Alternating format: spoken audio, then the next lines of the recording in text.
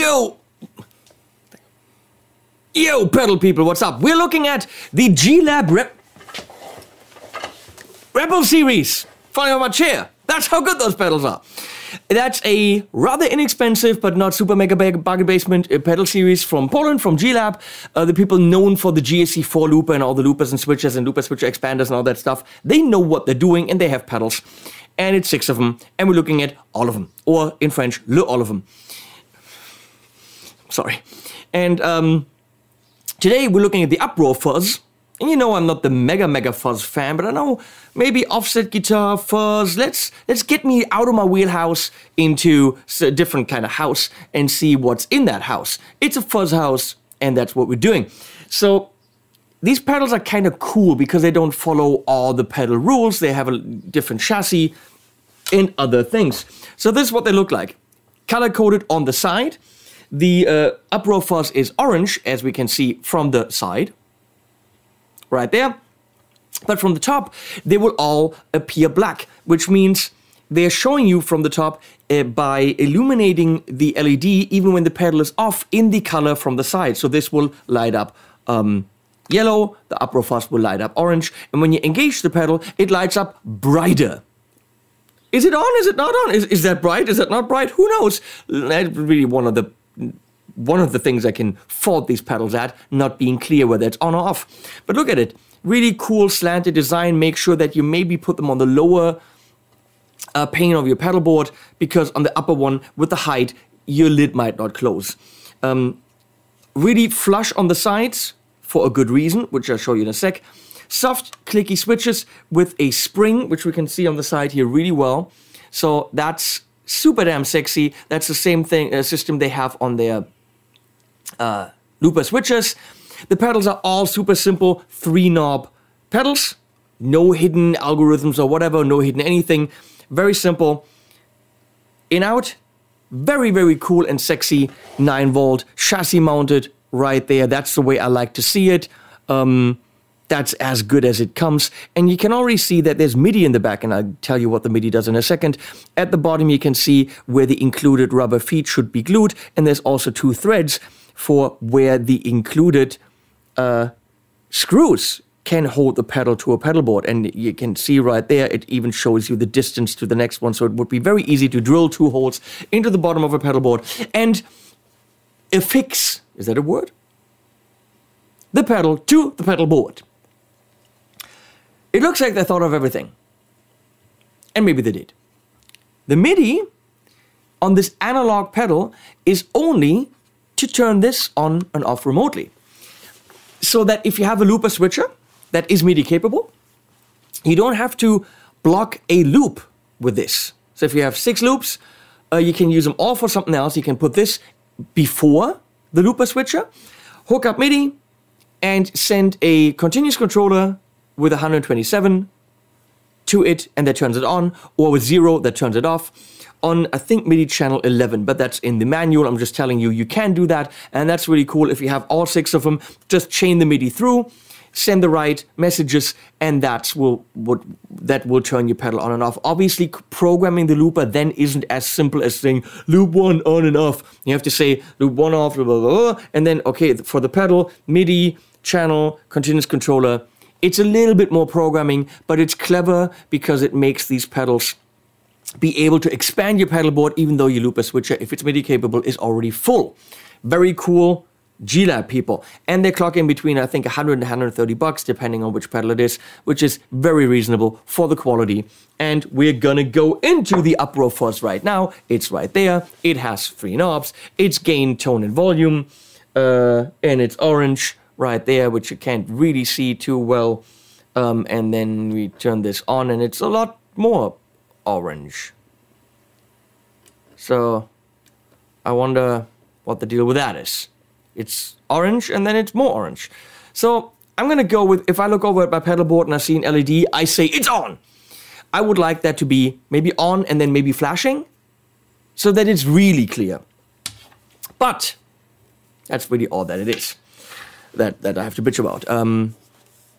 This is a Fender American Performer Jazzmaster, not with a typical Jazzmaster tremolo, but with a nice 6-point floating vintagey thing, big ass trem block, clocks in at about $1,100. And of course it's Jazzmaster, which means it's bright, so I rolled off the tone a little bit. Jazzmasters apparently, as I've just learned, are very bright. I'm going into the Tone King Sky King right now, back there. And that's mic'd with the Lewitt MTP 440. But all the amps you will hear are going through that cab with that mic. And also the aux with a Creamback loaded 412, both mixed together. And we're gonna start with the clean sound on the neck, which is this.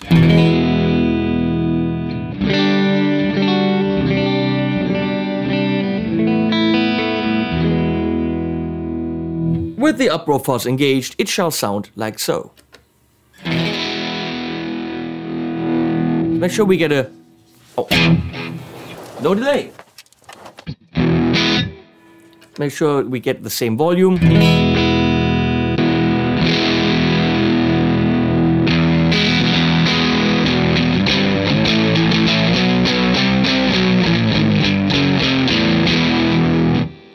Very lean in the bass. It's not a thick fuzz. It leaves space for the bass. And yes, that rhymes. And it's a dirty, but not so dirty and so thick or unusable that it's a breakup or stuttery or gating, and you can always play chords. So I see it as a kind of fuzz that's an overdrive functionality, but with a fuzzy tone. Those are the ones I like the most.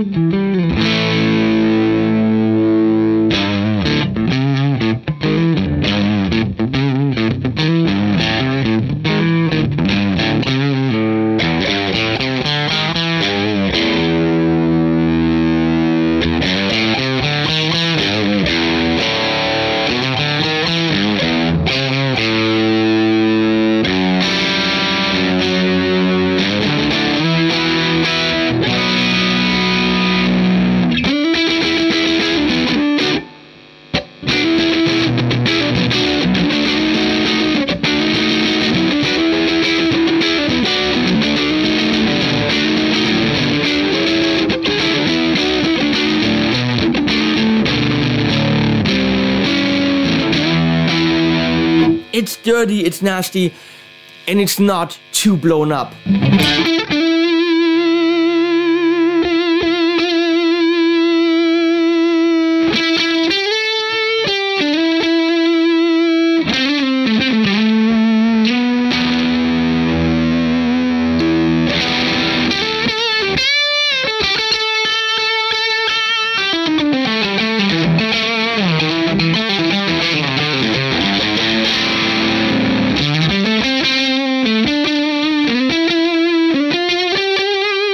Very fuzzy here. Take it back a bit.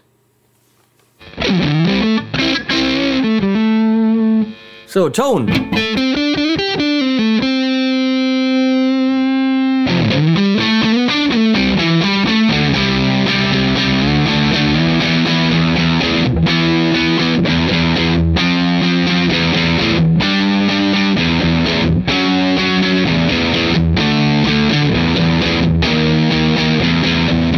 No idea what I'm doing, but it's chromatic.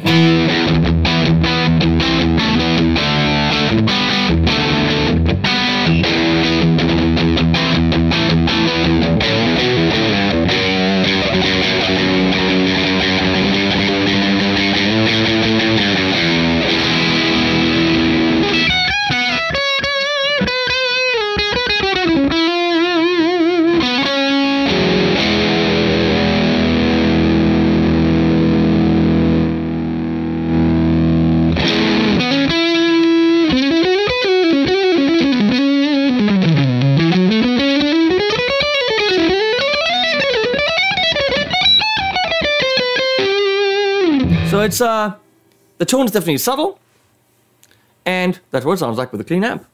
Now we're gonna go into other amps, which is the Marshall SV20H, which is the mini plexi, which is right there. Leslie didn't go. Now she did. Now I'm pointing at the wrong thing.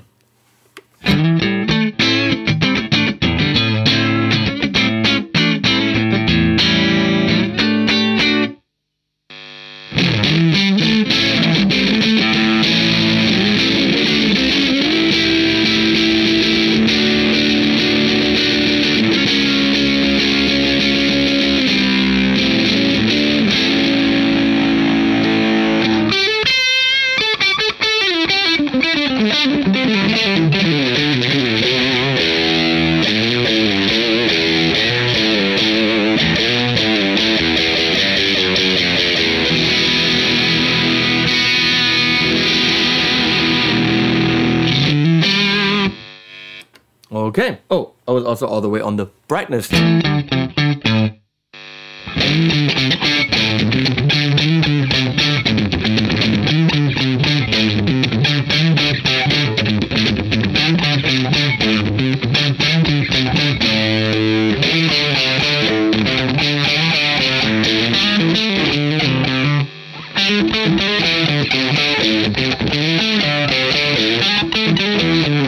I don't know what I'm playing. Moving on to different amps. Marshall JCM 800, which should be blown up a bit. It is. It's tough to see if it's on or off.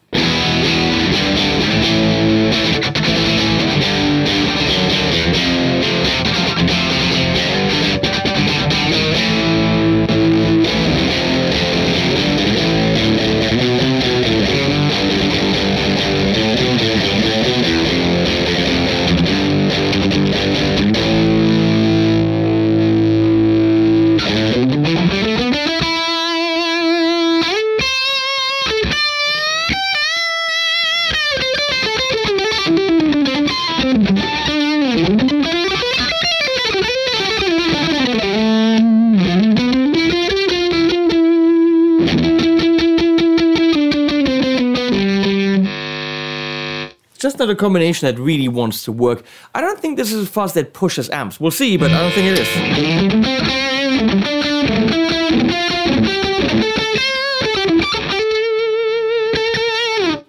Okay, it seems to be too much for the amp at points. The Rev D20.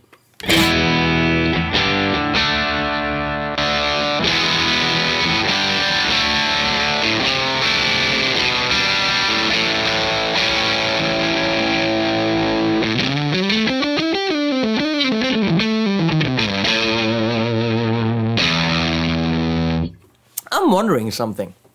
Some fuzzes don't like it when you have a buffer in front of them. This shouldn't be that type of fuzz, but I have a buffer on the floor. I'm going through the TC Bonafide buffer, and I'm gonna not do that and see whether or not that will make a little difference.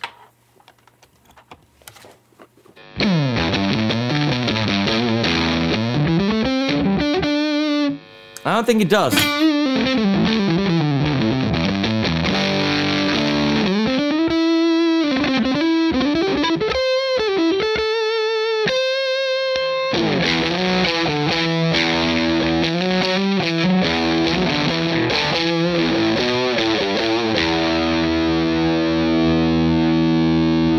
Morgan AC20, which sounds like so.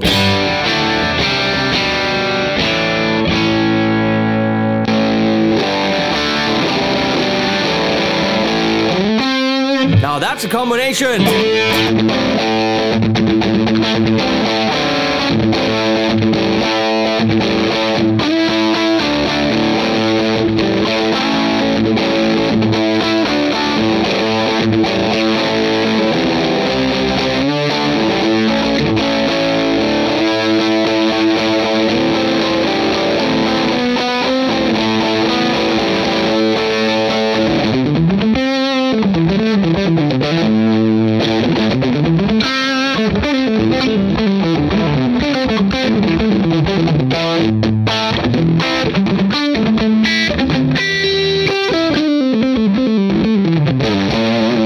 That's thick, blown up, and out of this world, but that's good. So it is pretty amp dependent. Let's go to the Dirty Shirley by Friedman, which should already be blown up a bit.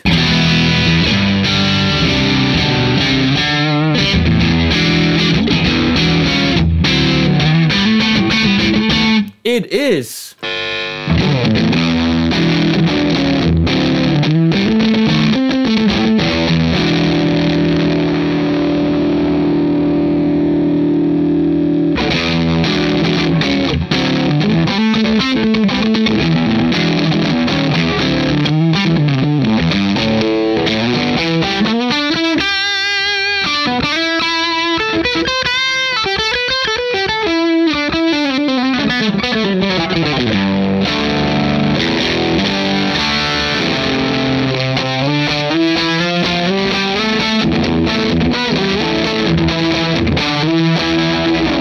Okay, if you take level and gain back a little bit, it works thick and nice with that.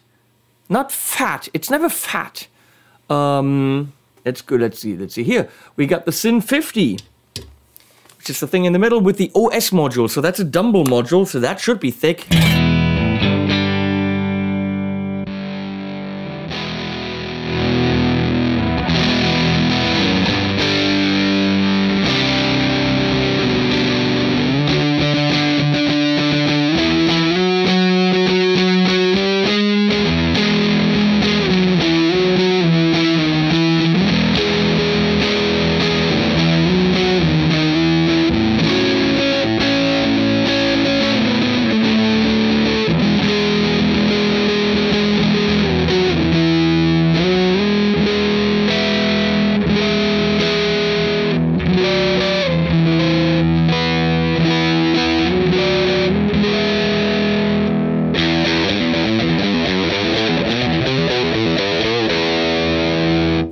Works beautiful with the Dumble.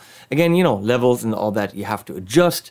We have more amps for you. We got the Orange Rock Reverb. That's always finicky.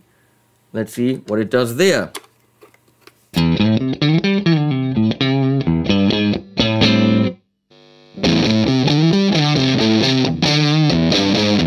That orange has the mids, and that's coming through.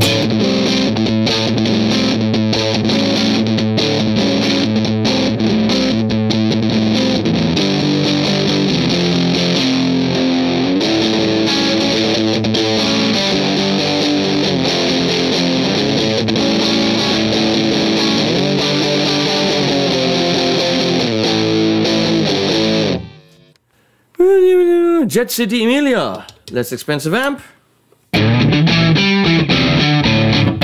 Oh!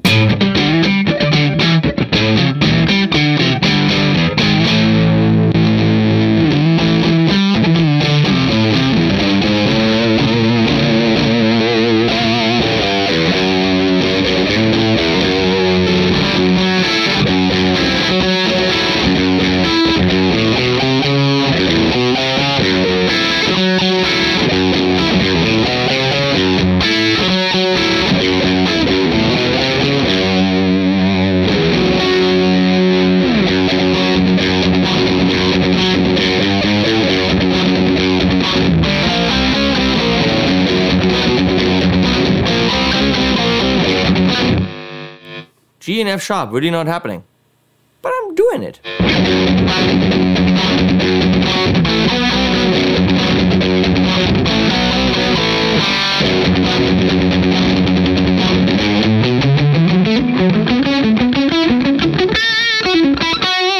That's got some dirty rockin' sounds. I like that combination. We got the Achilles Argos, which fuzzes by itself, because it's a basement type JTM 45E amp. It's bitey right now.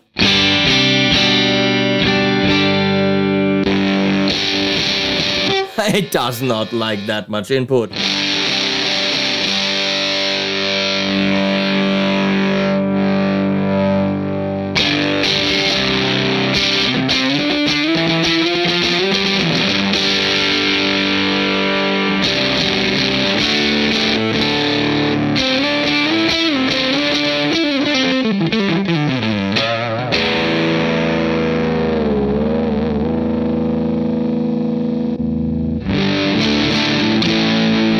and back to the Tone King. So, what have we learned about the Uproar Fuzz by GLab?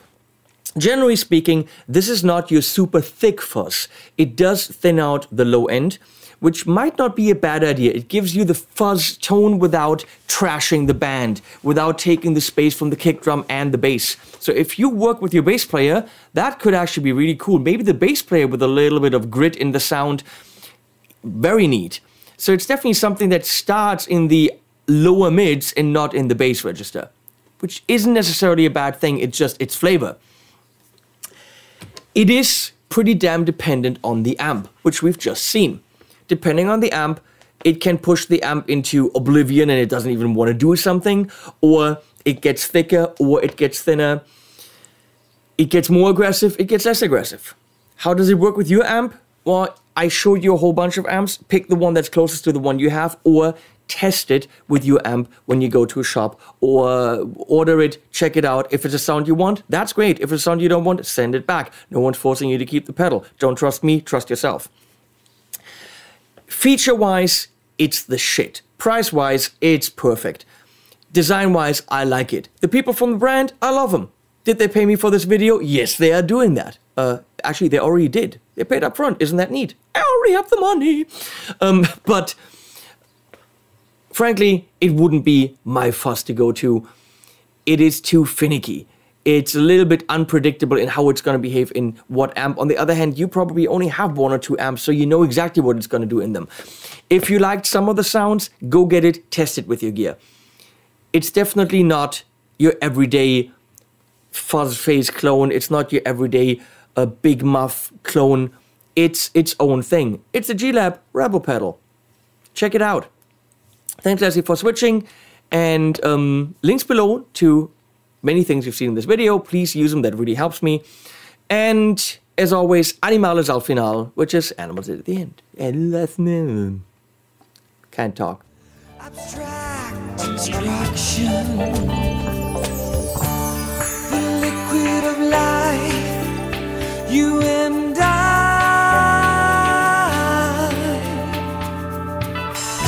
the banks are lined with lies. The future is in sight. It flows into a child, a great divide. Blueprints passed down the line.